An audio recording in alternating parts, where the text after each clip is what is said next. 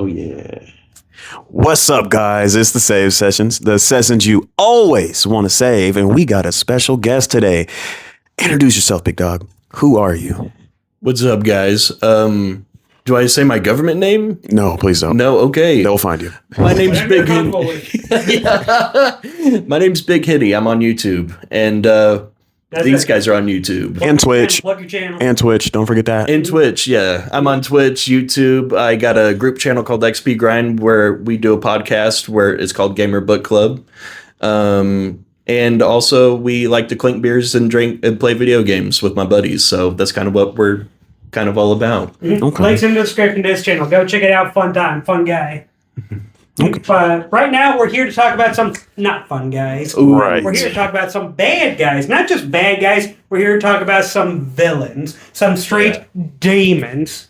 They threw it at me and I got scared.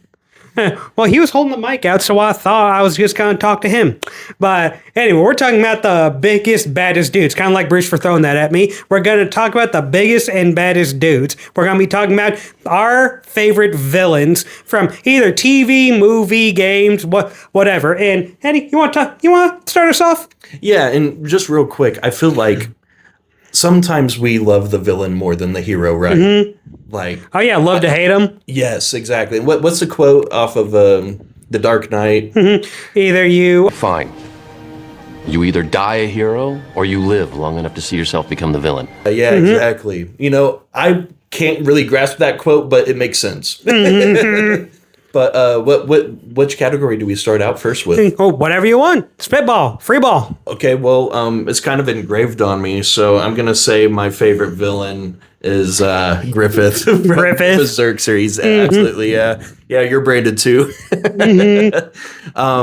Shoot, man, it's got to be just for reasons of like it's so tragic, you know. Like you think he's a friend, he takes you in, builds community, and you're a lost soul, and now you've found your purpose in life, and it's all gone. I think he would have hit me a lot better if I didn't get heavily spoiled on like what exactly he did before I got introduced to the series. Dude, yeah.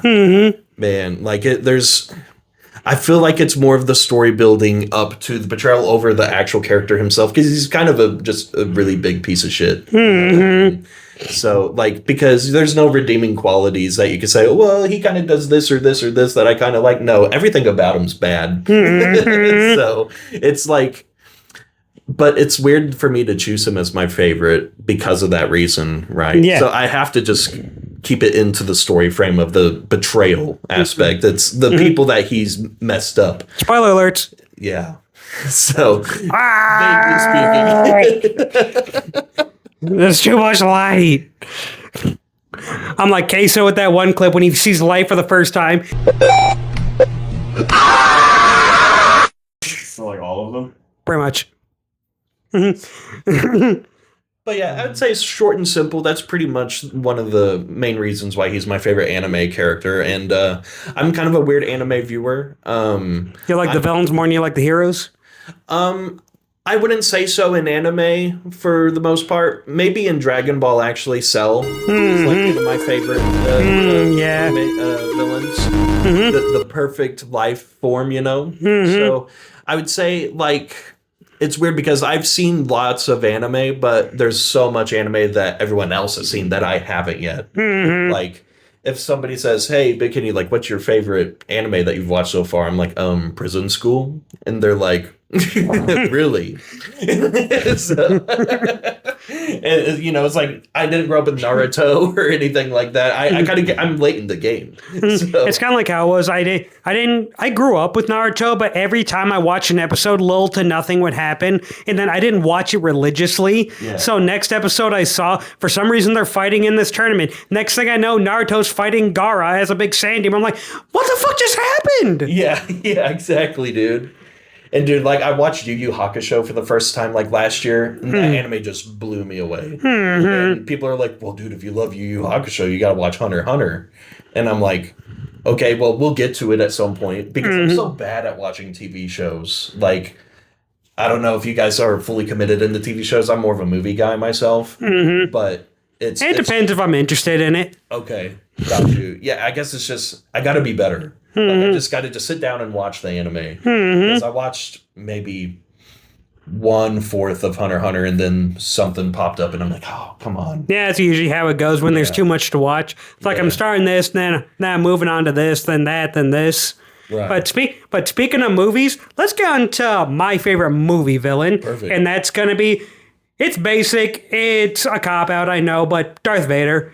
Just absolute Darth Vader. The tragedy of Anakin Skywalker, which, I'm not going to lie, everyone fight me on this. Absolutely come at me. Fight me.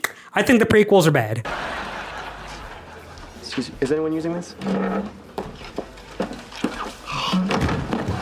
I think the prequels are very bad movies, but the only thing that saves it is the Clone Wars.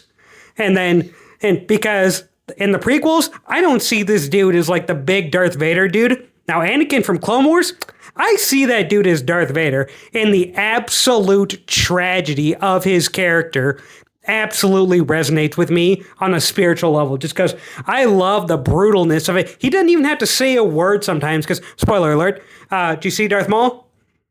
Yeah. He's at the end of Darth Maul. He doesn't say a word, but the second he shows up, you're like...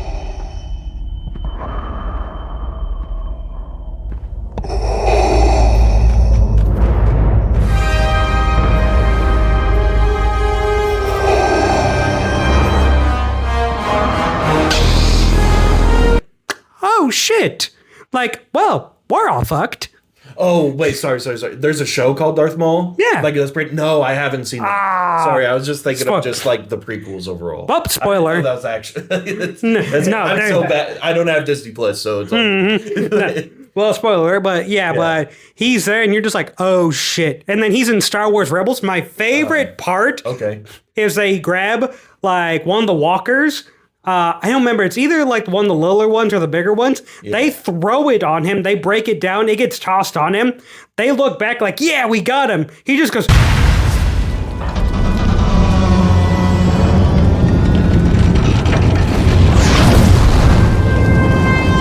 doesn't kill him, what will? Not us. Run! Get that shit out of my face. Yeah. And they all just go stone cold.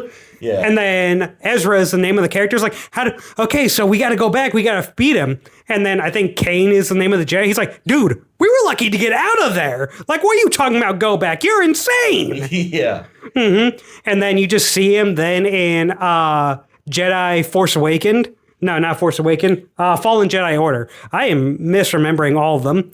But you see him in Jedi Order at the end. And then he...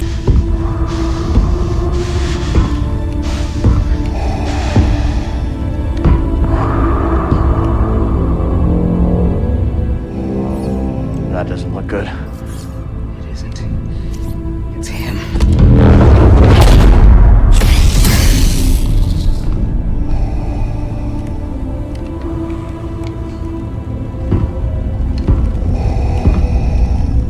You have failed me, Inquisitor. Avenge us! Run! No! You would be wise to surrender. Yeah. Probably. You go up and attack him. He force chokes you. The only thing you can do is run away. The only person that could ever defeat him is Luke Skywalker, and even then he got his ass handed to him the very first time. He actually lost his hand the very first time he fought him. Exactly. And you know what? There's always like you said originally that like, oh, you know, it's the normal pick, but it's Darth Vader. I don't care what anybody says. Right when Darth Vader enters the shot on film, everybody gets it. Especially in Rogue One at that hallway scene. Exactly. Like, there's like a really cool feeling when he enters the screen. It's kind of like Omni-Man when he's just like, you don't understand. This world is not yours to conquer. That's how it always feels when a good villain enters the scene. Exactly. Where it's like, well, they're screwed. Yeah, like that's why like I don't know what the kids are saying. There's like aura farming. like I would say Vader's like up there, right? And what's so interesting is for my gamer book club episode that I'm actually filming tomorrow we were suggested from a guest to play The Force Unleashed. And Darth Vader's whole role in that whole game is so cool. Like I feel like that game is kind of like you know how like I'm a big daydreamer. Like, do you guys like daydream and self-insert yourself into stories, and you're like, oh yeah, if I was a Jedi, I'd do this and this and this. That game encapsulates that. Sometimes I would imagine myself in them, but I imagine like the story maybe going a different way. Yeah, like exactly. kind of like a Dragon Ball like what if scenario. Right. Yeah, because you're the person in it, right? Like, what would you do if you're in the story? And like, would you kill Darth Vader? Would you? Oh no, you wouldn't kill. Oh no, you wouldn't kill Darth Vader. If that were me in there, it's like, nah, I wouldn't be killing Darth Vader. Yeah. I feel like I'd want him to be my friend. It's just like, oh, good sir, please make my death as quick as you can. Yeah. Next thing you know, he makes me into another Inquisitor. I'm like, God damn it. But Bruce, what's one of your villains? Sorry. One of mine is obviously Megatron. From specifically any movie you can take a pick from, because you know the Michael Bay films, he was at least the first one and the second one, he was a little more terrifying. Transformers 1, a lot of people may not have enjoyed it, but that was like his origin story, and just to see like how like you were talking about what's his name, Skywalker, Darth Vader, from Megatron's or like because he didn't even have a name initially, right? From his origin of going from no name just taking Megatronus's name to becoming Megatron, at least in Transformers 1, due to Sentinel Prime's like fluctuation with all the energon disposals and the murder of the Primes. Spoiler. It was just crazy because he was so hopeful and Sentinel was his hero, and it was like, don't ever meet your heroes, kids type of situation, because he just finds out. Yeah. He just finds out all the bad things that Sentinel was doing, right? Yeah. Which he goes to rip that man in half. In the original G1 movie, sound like a man and died like a man. Okay. The G1 film, Megatron is just a demon, and not to mention, like, I don't know if you guys remember, like, the old Cartoon Network Armada series. Megatron was a demon in that too, because he was just so intimidating, and his force was there, and then he was just so, oh, I don't like you, blow, you're dead. Bring in the next guy, and then Starscream manages to survive every shot somehow, but it's a conversation for a later day. Starscream's probably one of the most annoying of the villains. Like, yeah. Kind of like Loki. Yeah, I guess you're right. I didn't think about that one. That was fucking crazy. Yeah. You say Megatron's like kind of like, if he finds you expendable, he doesn't care to just get rid of you. Like in that show. At least it's not Shockwave. Shockwave is worse. Okay. But it's just because he's the leader of them. He actually is leading them too, but he's leading them to die in their destruction. But it's like he's a good leader, kinda. Like he's a good chaotic leader. He gets shit done. He looks badass doing it. And depending on which version you're talking about, Megatron can turn into a gun and have one of his henchmen shoot you with him, or he has a giant tank like barrel for a cannon arm and blast your head off. Either way, you're dying in a pretty badass manner. Like it's cool regardless. I like popcorn flavored jelly beans. Those are my favorite. But for real? Yeah, absolutely. They're my favorite. Really? I would have to combo with that with something like to overpower the popcorn. The popcorn's the best part. I mean, I eat mayonnaise. The little Kratos blades. I mean, I eat mayonnaise alone just for the taste. What? What the fuck? Oh,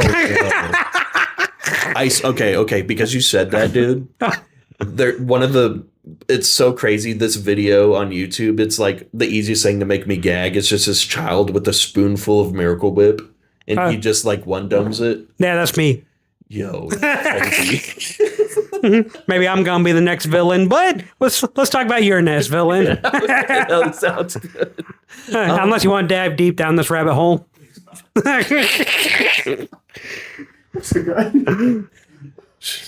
it's in the other room. Sandwich, please. One mayonnaise sandwich. Hold the bread. Hold the hot sauce. Okay. You realize no one heard what you said. But anyway. We could just raise the decibels up on that section. It's fine. We'll put you in. I'll go with my comic book one, and it's very simple too. It's just Venom. I was a Spider-Man kid. Gotta get that Venom. The Venom.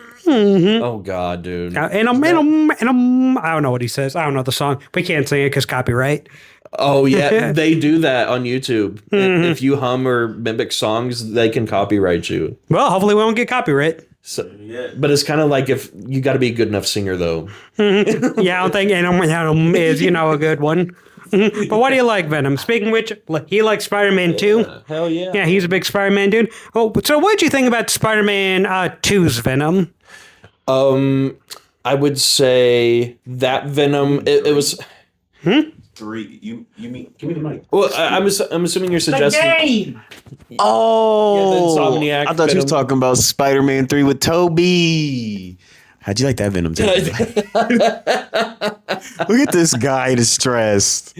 Look at this dude. Anyway, what'd you think about Marvel Spider-Man 2 Venom? Yeah, I Toby. would say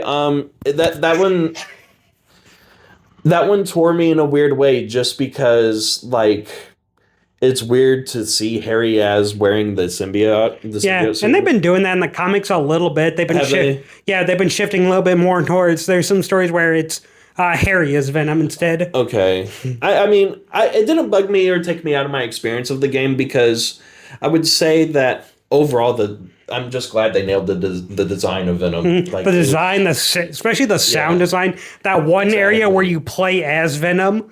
Yeah, and that was really cool because for me, I was a huge fan of the Ultimate Spider-Man video game as a kid, and that was like a highlight.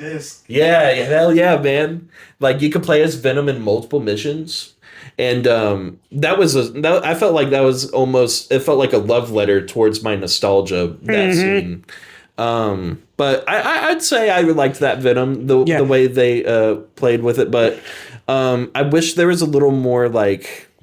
Sometimes whenever you have multiple villains like being introduced into a story and it's hard to find a focal point of like who has where everyone's main problem with the game is like there's Kraven for like a majority of the game, then the last 25% is Venom, or even then like the last 15% was Venom. Right, like it just kind of feels like two different stories that's just kind of sandwiched together. But when you play like Insomniac Spider-Man 1, there's so many other villains, but they're the Sinister Six, and it makes sense that all these guys are coming in. That was our biggest complaint about Spider-Man 2 is that we feel that all the villains, the game should have had it to where Peter's trying to catch all the villains to save them from Kraven, but progressively for one reason or another, he keeps failing and Miles does too. Yeah. And that's what would have made Peter go like, I'm off my game, I'm getting older, I'm all stressed all the time. Hey, Miles, despite me having Miles, he's a distracted kid, so that's another reason maybe he wanted to keep the Venom symbiote in order to make him better. And I'll say Peter Parker's symbiote, like the playthrough with him, they nailed that one. I thought it was really cool to where they, you don't really see too much in the comics or other interpretations of Spider-Man symbiote with like what symbiote moves you could do. Like, you're Spider-Man, you could stretch ligaments and do, like he get black webs, he can like have different clothing. Exactly. Like I thought that was cool that they introduced that into the game because we haven't really seen that in other areas of like movies or TV shows or something like that. So overall, yeah, I love that game. I think I prefer the first one over the second one, but it's no stray against the second one at all. It's still a good game to play. But Venom, he kind of helped make the game for me. Kraven was great. I loved Kraven, but Venom kind of helped make it for me. What's some other things you like about Venom? Dude, I think it's just like the idea of being covered by an alien suit and being a different person completely. It lets you, just do crazy things like bite off heads, and you can just like, I didn't do it, bro.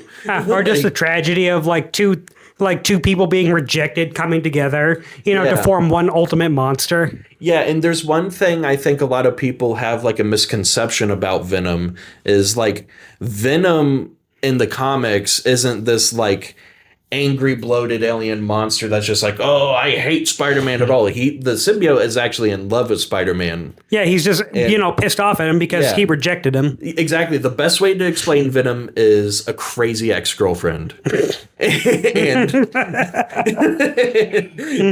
I think, like, because the symbiotic factor, You think the symbiote's name is actually Nikki from Obsession? Oh my God, dude.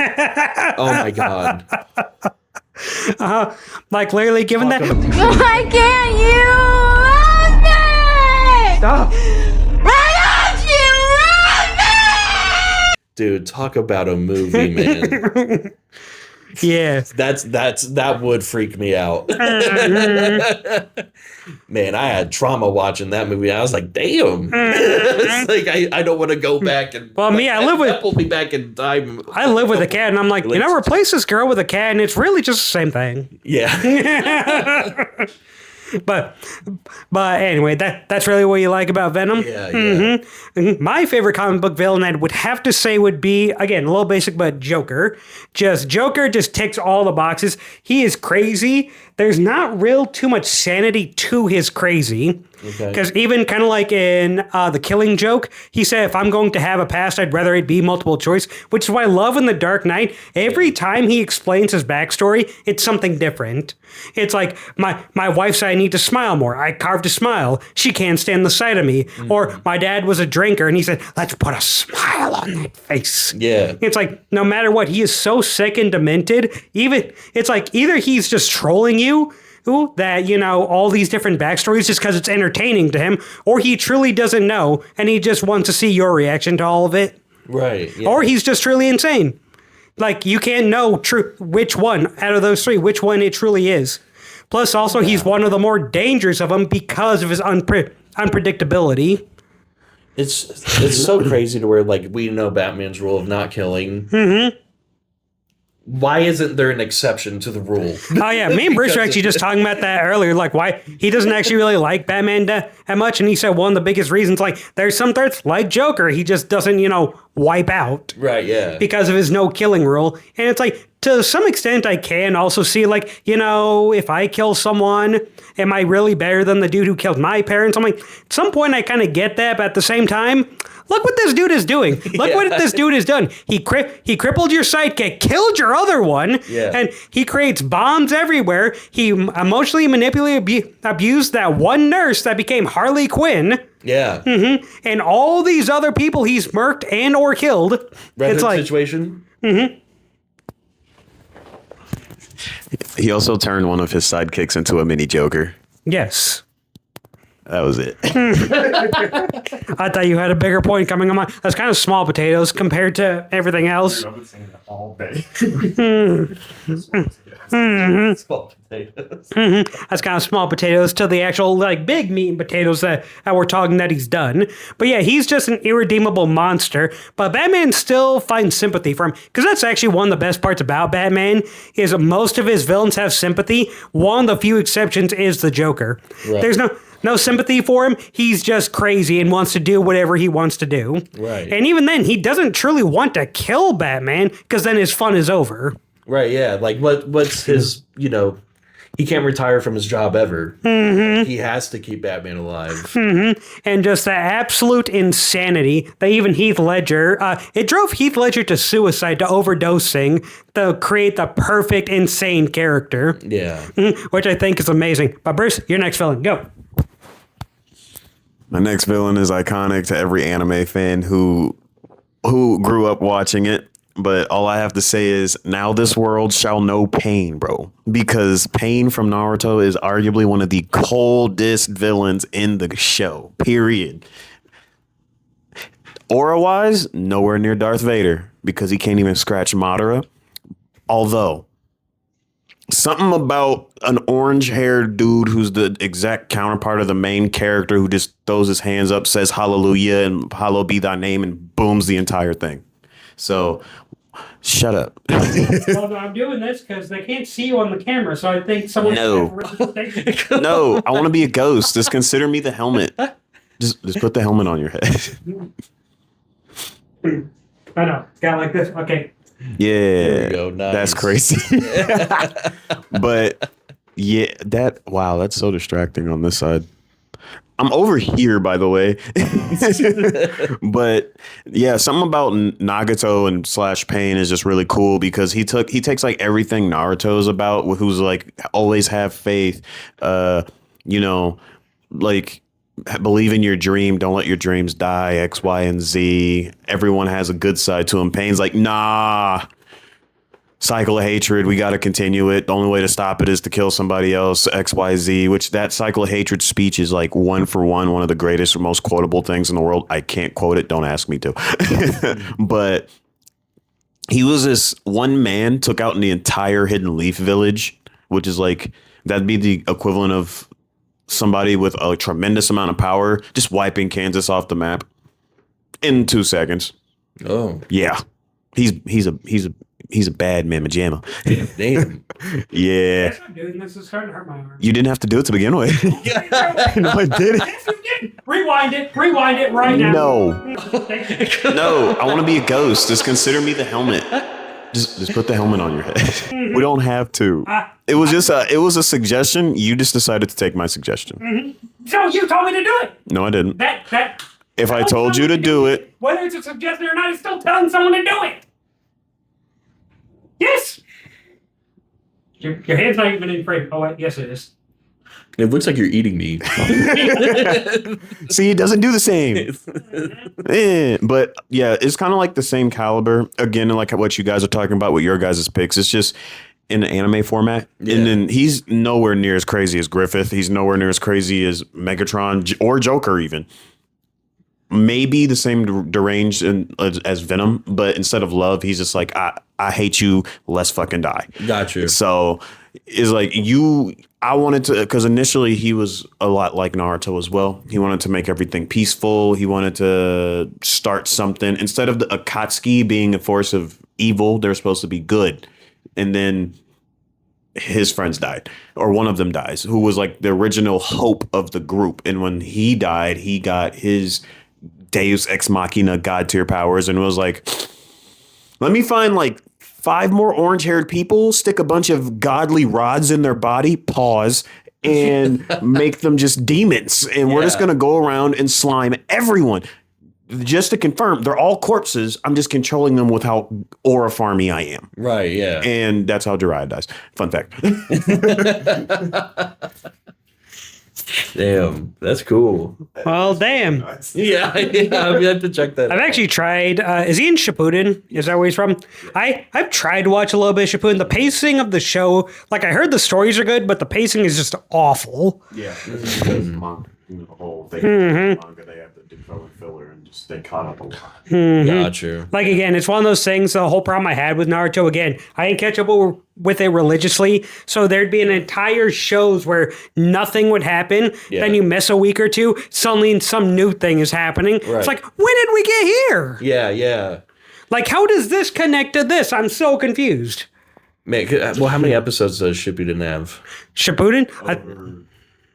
400. Okay, yeah. Yeah, a little bit. Yeah, I saw that there are like 5 seasons, like on Hulu, I thought. And I'm like, damn, I'm never going to get through this. Yeah, there's 15 of just Naruto. Mm-hmm. I think that's a little over the number. I would say the best way to experience it is to play the video games. Okay, that's cool. Yeah, that's actually great. That's actually perfect then. So I'll do that. But speaking of games, now, who do you think your favorite video game villain will be? My favorite video game villain. Oh yeah, because I said an anime one and I said a comic book one. My video game one, ooh.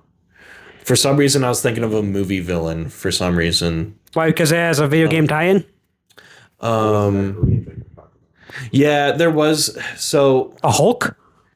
I don't know. So I was going to say a villain in my favorite movie of all time, but it is really hard to explain without spoiling the fuck out of it, and I cannot do that. All It's way too precious. Here's all I will say. Watch Old Boy, the 2001 version. It's a Korean revenge film. If you like anime, this movie would be easy to watch. Best revenge story ever of all time, and it's a masterclass film, 10 out of 10. But just go watch it. That's all I'll say. But do not watch Spike Lee's reimagination of it from 2008. It sucks ass. Like, I love Spike Lee, but goddamn, did he just take something precious and just throw it on the ground? Yeah. So yeah, like Josh Brolin's in it. It's a very bizarre adaptation. But video game, man, I didn't really think of a video game one, but it should be easy though. That's what I do. Like, you know. So, you know what? I would say recently one of my favorite video games right now has to be Nier Automata. And if there's a villain in Nier Automata, No one can see it, but Bruce is freaking out off screen. like who I don't know if there's a villain in Nier Automata. Everything's just kind of bad in that game. You could say Adam, but like Adam is a machine who you kind of later find out is like, you know, what's your definition of morality kind of deal? Fuck, man. Why is this is the easiest question to answer, and I can't. I'm my brain's melting. Maybe we'll come back to me. Come back to me. Okay, well, I'll throw one out then. Mine was between two, but there's just one that I think is just he's kind of basic. Like even more basic for me. He's fun to fight because he's always the main villain of the series, but he doesn't really ever have that much of a personality outside of like I'm evil and I want to do this evil thing. But so my actual favorite villain, full with a lot more personality than you think. It's still a little basic, but he's a lot deeper than you think he is, and that's Bowser. Hell yeah. Absolutely. Because Bowser, you think like all he is like, yeah, I just want to take over the Mushroom Kingdom and kidnap Peach. But if you play any other side games like, hey, Mario and Luigi Bowser's Inside Story, if you play like Mario and Luigi Brothership, if you play like any of the Paper Mario games, he has such a distinct personality, and he's a great freaking dad, despite, you know, how evil he is. Right, yeah. Like, he wants to take over the kingdom, or he's just like, Mario, I don't care about Mario, get him out of my face. He only cares about Mario when he's getting in his way. And he cares about Peach because, again, the movie's confirmed it. Yeah, the reason he wants Peach is because he's in love with her. Right. People's like, either he's in love, or he has some sort of magic that he wants. Well, it's kind of true. She has magic that he wants, but also he wants her heart. Who would you say is your favorite, like, version of Bowser from the games? Favorite version of Bowser? Ooh, that'd be a little hard. I would have to say my favorite version would be from Mario and Luigi Bowser's Inside Story. Because you actually play as Bowser. Oh, It's turn-based maybe, but he's only got a handset of moves. But what you can do is you can either punch or throw fire. Okay. Oh, wait, is this kind of like the same format of like Mario and Luigi Superstar Saga from the Game Boy? It's a sequel. Okay, perfect. It's actually the third game in the series. Because I played Superstar Saga, but I haven't played that one. Yeah, that's the third one. It's actually the first game in that series that I actually played. Because I was getting my tonsils out at the time. Yeah. And then as a gift, my parents got for me for the DS, the Bowser Inside Story. I had no idea what it was about. I'm like, Bowser, and he has a magic block that sucks in everything into his gut. Yeah. And so he has Mario and Luigi inside his gut that he has to go around sucking up other things for Mario and Luigi to fight and for him to fight as well. That's funny. And it ends like, you know, there's like that art of like Dark Bowser and him fighting him. Yeah. Like, have you ever seen those? That's from that game. Okay, got you. Okay, that makes sense. Yeah, I highly recommend. If you got a 3DS or a way to play it, I highly recommend it. It's so freaking great. Bro, the prices on those 3DSs are crazy. I used to have one. Like, I'm so mad. I used to have a PS Vita, 3DS, 2DS. Now they're just relics. Expensive relics, bro. Yeah, I still have two of my DSs. One of them, the buttons are worn out. I might actually have to go to your store, Bruce, and see if they can fix it. But then, They also sell refurbished. nice. Probably way out of my price range, but nice. Well, maybe we'd see. But yeah, Bowser is just my absolute favorite villain. Because again, he has that thing where it's like, he comes on the screen and it's like, well, shit. Yeah. Even though you can, the whole point of the game is you're always meant to beat him. It's one of those things. He's such a powerhouse that you're like, I don't know how this is going to go anymore. Yeah. His laugh on the 64 used to scare me as a kid. There. And then that's when Mario says, Oh, yeah. Bruce, favorite video game? I like to give a shout out to Jesus. Near Automata, that game is goated. Yes. Yes, sir. I will honestly say, and this might be as a shock, but my favorite game is Genichiro from Sekiro. I think that's his name, right? Genichiro? Yeah. The final boss. Specifically the young version, because Sekiro is difficult sometimes. You're talking about like the dude you can fight. No, Ishin. Ishin. Yeah, Genshiro was the grandson. Yeah, Ishin. You have to fight Genshiro at the end of like one of the playthroughs. Spoiler alert, because you haven't played it. I know of the villains, but we're good on story. Yeah, I'm blind still. So Dude, don't talk to me until you beat the frickin' gauntlet. I have beaten both. I've beaten all 3 of the gauntlets, dude. It took him forever. He was such a bitch about it too. Well, such a bitch about it. I was sure I was complaining. I'm like, nah, man, we're doing it. I spent a whole 2 weeks. Because anytime, instead of working with him, if I wasn't working with him, I get off work, I'm like, okay, let's get in here. Fuck. Okay, gotta go to work for free. Come back at night. Okay, gotta be here. Fuck. Okay, gotta go to bed. Get up, go to work. Okay, yeah, gotta be it. Fuck. All right, gotta go to work with Bruce. Every single time. Until finally I tell him, I beat one, I beat the other. Because the thing is, you get the... special moves for completing them. Not just special moves, but a special outfit. Yeah. Like with him on fire. Ashura. Because he confused me because he was getting it wrong. What you had to do to get that outfit. And I'm like, okay, I beat this gauntlet, now I'll get the outfit. And I didn't get it. And then in my head, I just felt the Slender Man like that. Like with anger. I'm like, all right, let's go again. Yeah, in my defense, I thought you were supposed to beat the story a second time and just get the bad ending. That in Hacker's Memory is why I never trust you on video game advice, just saying. That's okay. That's okay. He doesn't have to. Because I've explained it endlessly on the channel. He told me Hacker's Memory and Cyber Sleuth, the Digimon game. Yeah. 8 hours long. Tell me why I was 100 hours into my 8-hour adventure. Yeah. Good time.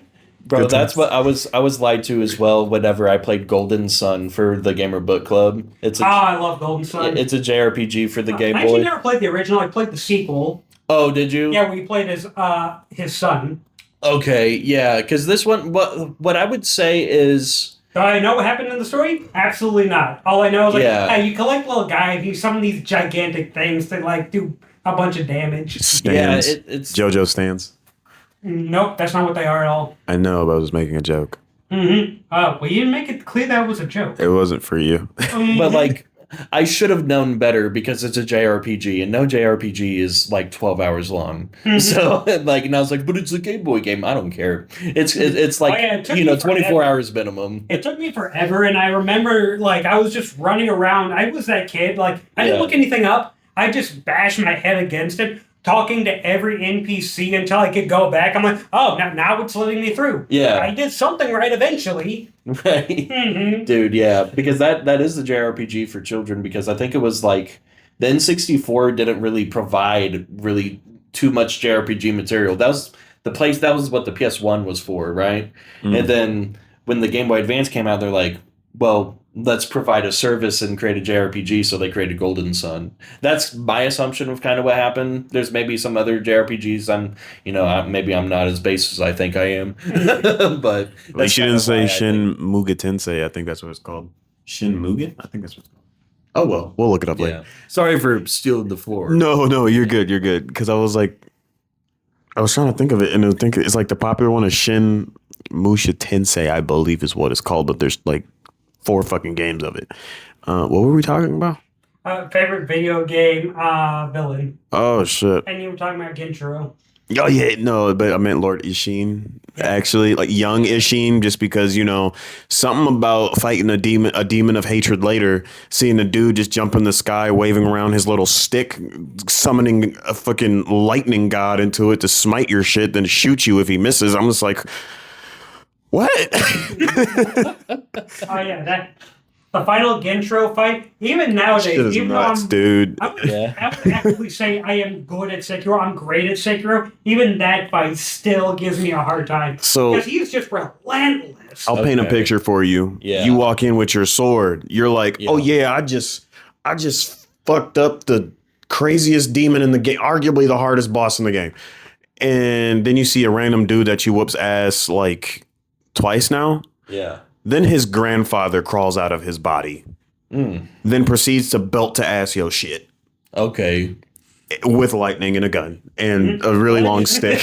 Lightning's not to the third phase. Either way, that shit's maddening. He's No, he- called out he of has the forts such and a opens a sword. can on you. Yeah, he gets a sword, then he gets a halberd out of nowhere, or what? Or, is that what that's called? Yeah. And then he can have all of his previous moves plus lightning. Except, in my opinion, that phase is a little bit easier because all you have to do is jump and you can redirect the lightning at it. That's Okay. the only reason I think it's easier. The only thing is, like, if you fuck up, you're dead. Yeah. If you fuck up that timing, you're dead. The level of lock-in that you need is on caliber of LeBron James in 2013. Okay. He doesn't get that reference. Yeah. But you do. Do you get D Wade? No. No. Damn. Not at all. Like, you're the equivalent of, in basketball terms, you're the equivalent of LeBron versus the Warriors when he had no help. And Okay. he's pulled a JR and JR Smith happened. Okay. Except that's every time you play it, except for one. Hopefully. Damn. Well, we basically just said it. My track record against playing you in Smash Bros. Yeah, he can't beat me in Smash. He's beaten me a few times, actually, but only when I'm, like, not paying attention. He's like Lil Mac. All he's doing is holding forward and pressing A.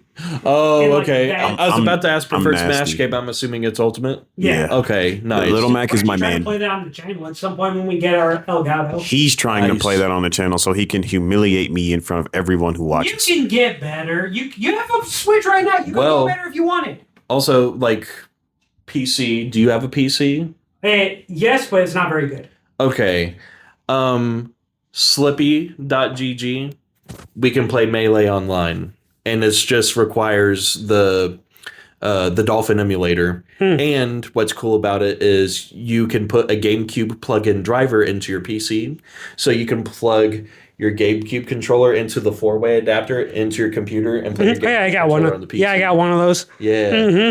Yeah, it's awesome. Yeah, you just install a little driver and it recognizes a GameCube controller. It is sick. Also, decompilation for anybody out there if you don't know it. Decompilation, Legend of Zelda, Twilight Princess, 4K 60 FPS. Twilight Princess on my PC. Look it up, install it. It's a blast. But well, The remake? Ooh, I'm really excited. I want to Switch too, but I'm broke.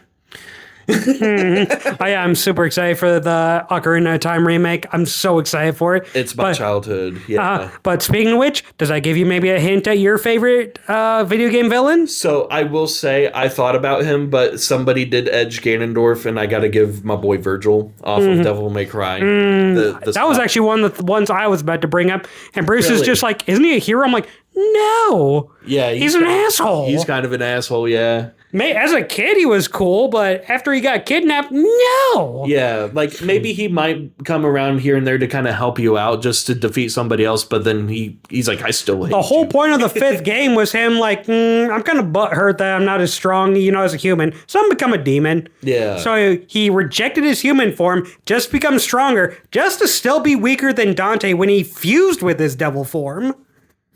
And goddamn, is that third game hard as hell? I've only ever played and beaten Devil May Cry 5. I have the other ones. I have 1 through 3 in the Devil May Cry collection. So what's interesting with the third game is they accidentally imported Devil May Cry 3 to America on the hardest difficulty. Oof.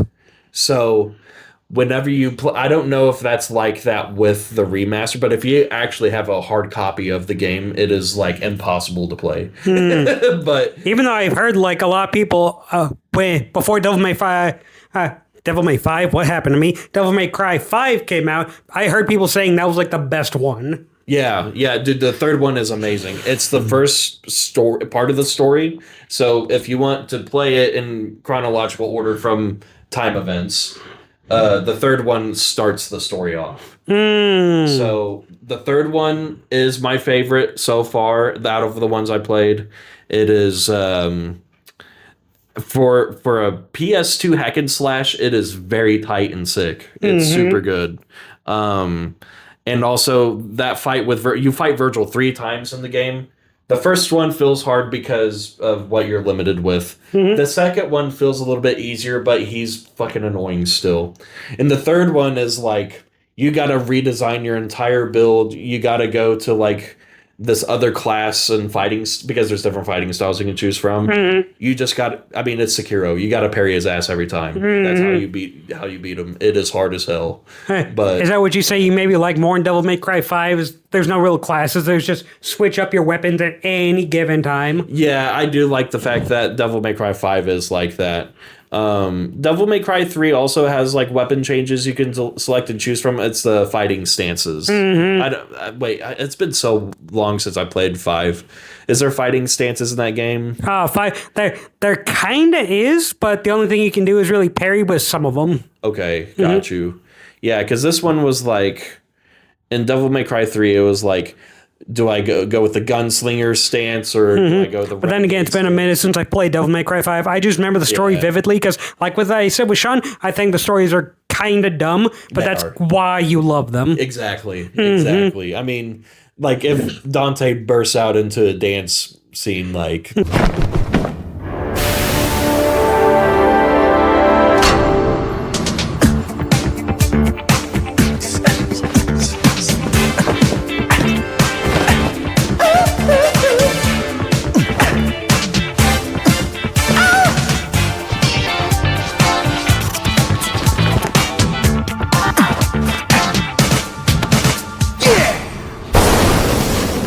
No, I can't help but love it, but it is very stupid. Like, did you see the clip? This guy's like, I don't understand this game. It like confuses me, bro. And then the half get flips on. And he starts doing the Michael Jackson dance, and dude just grabs his headphone, goes, and then just walks off screen. Yeah, because he's just so mad. It's just like it's not a game for you to understand. You just kind of accept what's happening. Yeah, like you're not meant to question it. You're like, oh, okay. At least I got this cool power. Yeah, like I would say in the third one, you're going to get the best version of Dante, I think, with the one-liners. Like, there's Leon one-liners. Don't talk about Leon with Bruce.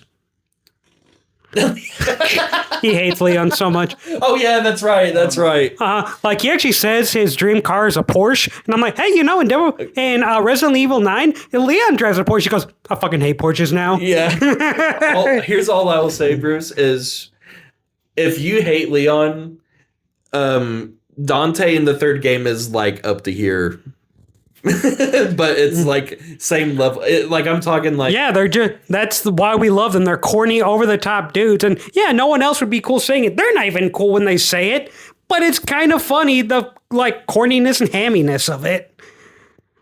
Yeah, so, that's all I would say. It's like very ramped up. You actually know in Resident Evil 9, they actually cut one of his lines when he beats the spider. What was it? Like he said, at the main, I forget his name, the voice actor's like, they cut a line that I really am mad that they cut. And after he kills the spider, he says, you've been an itsy bitsy pain in my ass. They should have left that in. They really should have left that in. Brisk, you okay? He looks like he's struggling.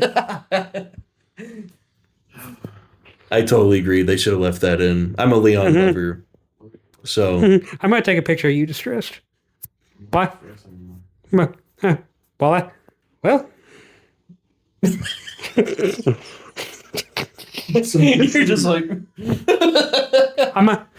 I might keep that in there for when he's actually talking. Yeah, the post edit, that'd be nice. Just have the whole stretch of like any time he talks, just There's he is. Whoop, he goes away. Yeah, we could do that.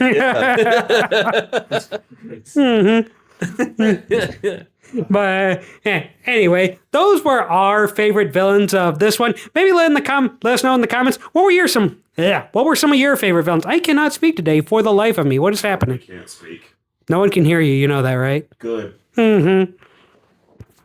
We bar, wobble, wobble, mama said, mama son, mama This has been the Save Sessions. We love you guys. Hey, make sure you like, save, and subscribe. Make sure you check out Big Henny's page on Twitch and the YouTubies. Links in the description. He's beautiful. Thank you. Ow!